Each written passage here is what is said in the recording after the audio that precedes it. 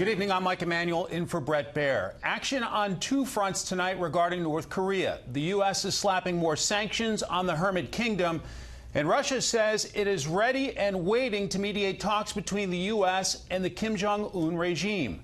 Correspondent Rich Edson's outside the Winter White House in Mar-a-Lago, Florida, where the president is spending his holiday. Good evening, Rich. Good evening, Mike. And President Trump largely focusing on his domestic agenda through Twitter today. However, it was international events that drew the attention of his administration.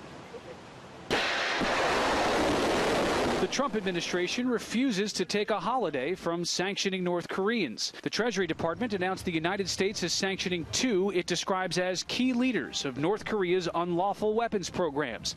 In a statement, quote, Treasury is targeting leaders of North Korea's ballistic missile programs as part of our maximum pressure campaign to isolate the DPRK and achieve a fully denuclearized Korean peninsula.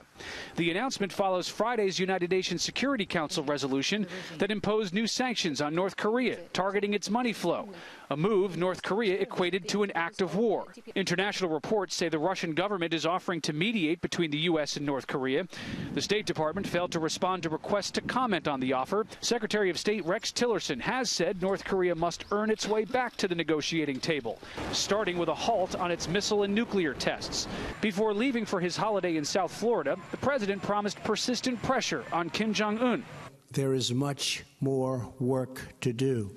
America and its allies will take all necessary steps to achieve a denuclearization and ensure that this regime cannot threaten the world. While his administration focuses on North Korea, the president spent the day at Trump International, playing golf with Republican Senator David Perdue of Georgia, PGA Pro player Bryson DeChambeau, and former PGA Pro Dana Quigley. The administration describes this as a working vacation.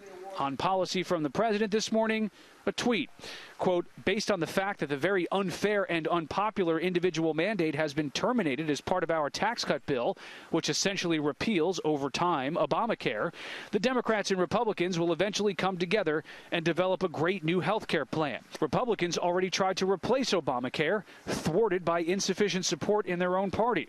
The White House says the president will discuss his 2018 legislative strategy the first week in January with House Speaker Paul Ryan and Senate Majority Leader Mitch McConnell at Camp David. The administration says it will also push an infrastructure package. Some Democrats say they are willing to work with Republicans. We've got an aging infrastructure with potholes and highways that aren't working and bridges that are in trouble. We need to do something together to fix our infrastructure if we're going to stay competitive as a nation. Another quiet evening for the president on a day that involved only 3 tweets, the one on health care, one claiming that the FBI investigation into collusion with the Russian government during the 2016 campaign is tainted, and one claiming that his tax proposal will increase economic growth next year. Mike?